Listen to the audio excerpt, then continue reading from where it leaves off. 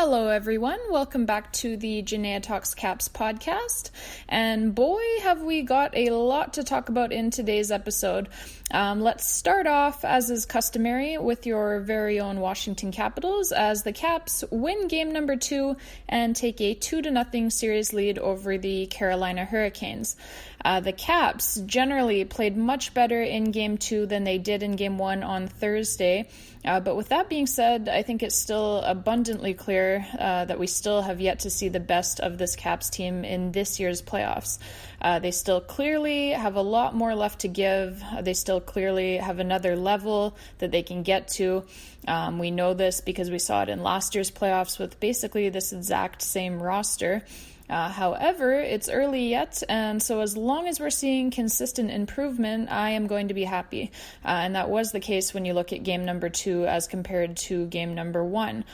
The Caps are definitely trending in the right direction. So in game number 2, the Caps had the better of the play, outshooting the Hurricanes for the game by a 33-28 count. There were a ton of power plays in this game for both sides, so as long as it's even, I'm not going to complain about it. And frankly, the refs didn't have much choice really but to call some of these, as some of them were pretty dangerous plays. Michael Ferland's headshot on Nick Dowd and Dougie Hamilton's elbow to Evgeny Kuznetsov's head in particular. I did not like either of those ones, but overall, like I said, the calls were split evenly, so I have no problem with it.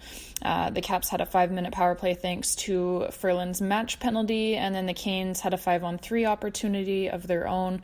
So yeah, it was an evenly called game, and I thought the refs, that referees, they don't like to call a lot of penalties in the Stanley Cup playoffs, but like I said, I don't think that they really had a choice in this game, because it could have gotten out of hand quite easily if they didn't make the calls on some of these plays. So overall, I thought it was a well-officiated game, which is rare in the NHL. The only power play goal as well of this game was scored by the Hurricanes, while the Caps outscored the Canes 4-2 at even strength. So it was kind of the opposite of game number 1, where the Caps were dominant on the power play but lacking at 5-on-5.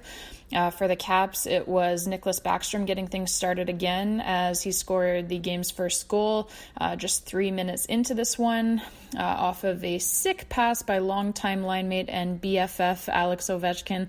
Was Backstrom's third goal of the first 2 games of this series.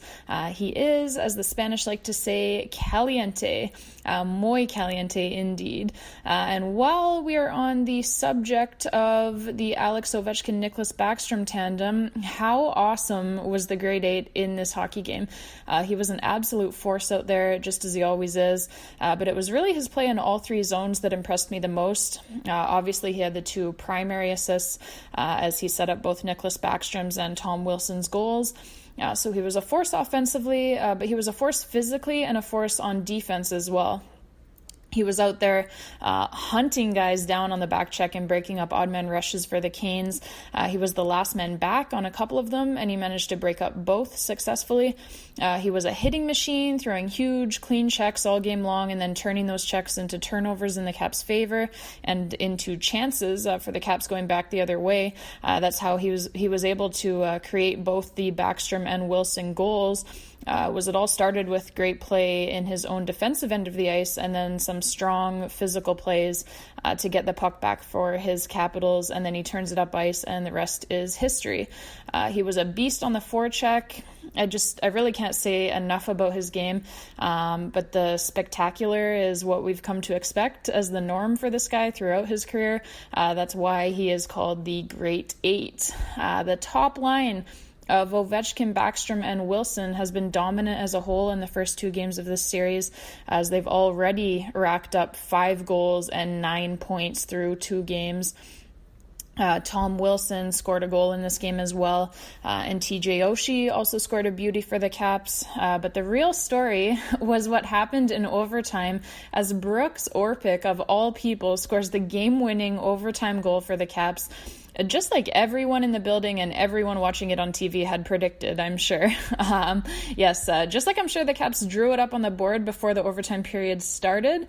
Get the puck to Brooks Orpik. Brooks Orpik, he of just 18 career goals in over 1,000 games played, snipes home the winner for the Caps, and the good guys go up 2-0 in the series.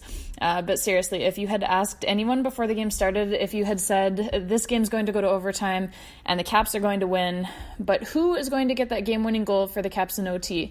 And on a team of Alex Ovechkins, Nicklas Backstrom's, Evgeny Kuznetsov's, TJ Oshie's, John Carlson's, Jakub Vrana's, etc., etc., etc.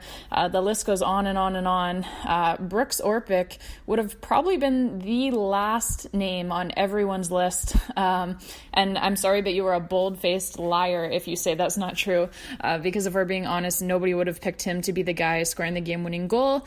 But that is how the Stanley Cup playoffs so often seem to go. The impossible suddenly becomes possible, seemingly every postseason, and you have to learn as a fan to expect the most unexpected of events to occur. And that is exactly what happened here in game number 2, as you fully expect Brooks Orpik to be the guy delivering bone-crushing body checks and being a stud on the penalty kill and being a stud in late-game lead-protecting situations, but you absolutely do not expect him to be the guy delivering the game-winning goal in overtime of a playoff hockey game. Or in any game at any point for that matter. But here we are. Orpik is king, and we are going to Carolina with a 2-0 series lead because of it. I'll be honest. When I saw the shot at first, and it was clearly a defenseman coming off the bench and flying into the scene out of nowhere, and he was on that left side of the ice, and it was a hell of a shot too. I thought it was Dmitry Orlov at first. I'm like, oh, left side of the ice, bomb of a shot, it's got to be Dmitry Orlov. Boy, was I wrong. It wasn't until I saw the replay that I realized it was Orpik, and my girlfriend and I just started laughing hysterically as we realized with glee that we had not only just won the game, but that it was Brooks fucking Orpik who won it for us. What a time to be alive. And overall as well, it's easy to be so turned on by the overtime goal because that's the sexiest part. But overall, Brooks Orpik played a hell of a hockey game in game number 2, and he played a hell of a hockey game in game number 1 as well. And he's just generally been an absolute beast ever since the playoffs started. He delivered a number of bone-crushing hits again in Game 2. He's got the Carolina forwards second-guessing themselves as they come down the wall and try to enter the Caps zone because they're scared of getting laid out. And he was, again, a force on the penalty kill and on the defensive side of the ice in general. I am loving Batia's game right now, but that's playoff time Brooks Orpik for you. I love him.